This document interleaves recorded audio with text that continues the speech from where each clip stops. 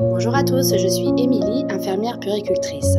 Nous allons voir dans cette vidéo avec la famille de Eva qu'est-ce que la motricité globale et qu'est-ce que la motricité fine. Ça fait partie du module que j'ai créé sur le développement moteur de l'enfant. Donc nous allons commencer par la motricité globale. Ce sont l'ensemble des acquisitions de l'enfant dans ses gestes, le mouvement de son corps, le fait d'apprendre à ramper, à marcher, à sauter, à grimper, à courir. Tous ces mouvements se font pas naturellement comme ça, il y a des étapes. Ça sollicite les grands muscles et ça aide les enfants à mieux se coordonner dans leur corps. Chaque étape est importante. Avant de courir, il faut savoir marcher. Avant de savoir marcher, bien sûr, il faut savoir tenir en équilibre, etc., etc. Vous avez compris l'idée. Ensuite, la motricité fine, c'est ce qui concerne les mouvements un peu plus précis, comme le fait de tenir un objet, savoir empiler des cubes, savoir tourner une page, décupler ou savoir même écrire. Ce geste demande de la coordination entre les yeux et les mains et se développe tout doucement grâce à des jeux et des activités au quotidien.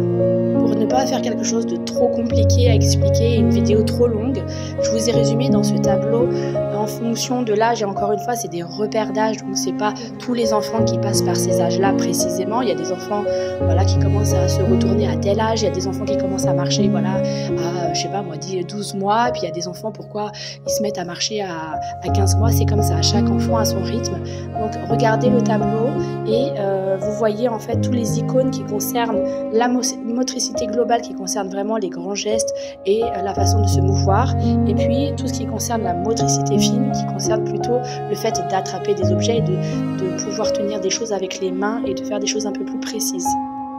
Voilà, donc ces deux notions sont des notions que vous pouvez entendre en crèche ou à l'école, des notions que les professionnels de la petite enfance utilisent souvent.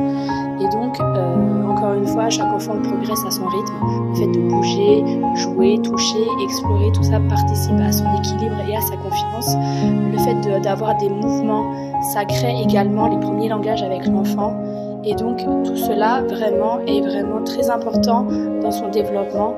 Et je tiens à surligner un petit élément qui est un petit peu en lien, c'est le fait de laisser les enfants avoir accès à des jeux libres, pouvoir explorer le monde et utiliser les jouets comme ils l'entendent, parce que des fois il y a des jeux qui sont déjà tout faits et on impose ça aux enfants, mais les enfants des fois explorent et exploitent, on va dire, les jeux d'une autre façon, et toutes ces expériences qui sont faites souvent de façon répétitive permet à l'enfant d'acquérir des notions ou des façons de faire, et ensuite passe à une nouvelle étape et ainsi de suite. En fait, c'est comme des petits explorateurs, on va dire, ou scientifiques.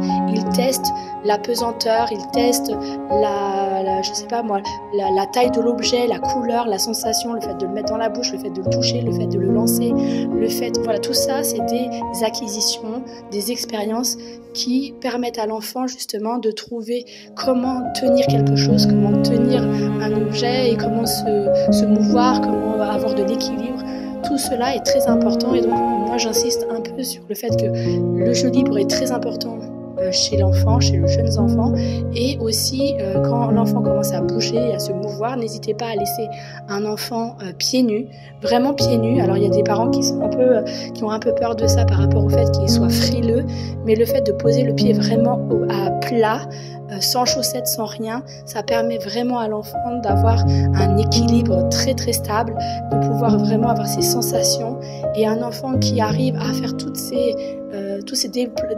déplacements sans qu'on soit là à l'assister, c'est un enfant qui sera vraiment sécure et qui ne tombera un peu moins que certains enfants qui sont tout de suite dans des chaussures, qui ont les pieds un peu serrés.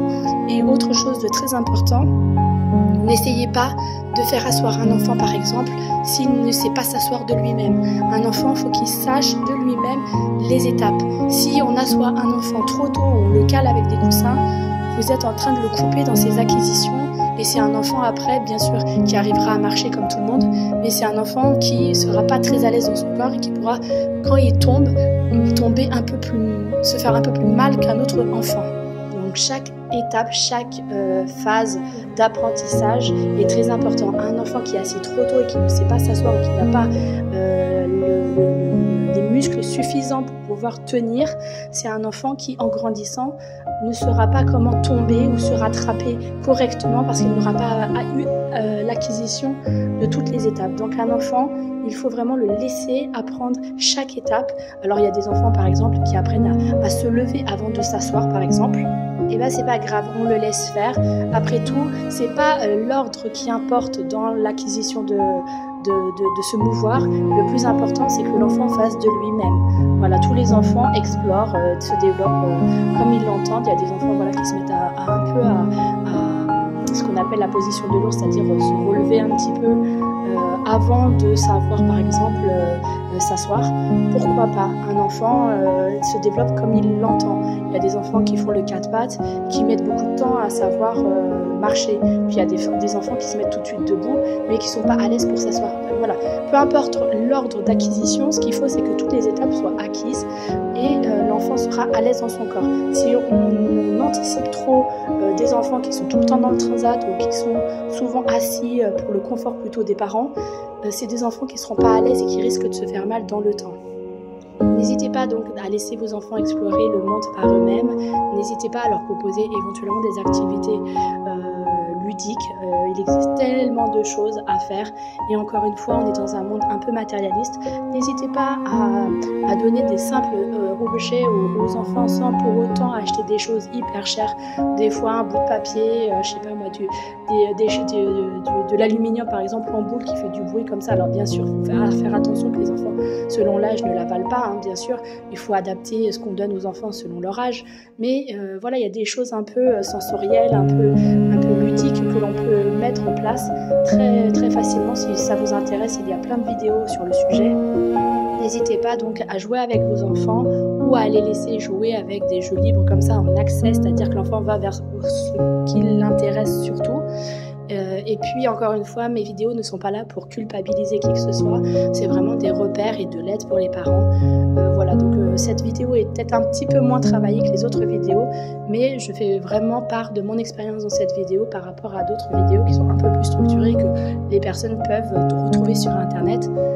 Voilà, donc n'hésitez pas à me poser des questions si vous souhaitez aborder d'autres thématiques ou si vous avez des questions sur le sujet actuel. Voilà, donc ça m'a fait très plaisir de parler de ça avec vous. N'hésitez pas et à très vite.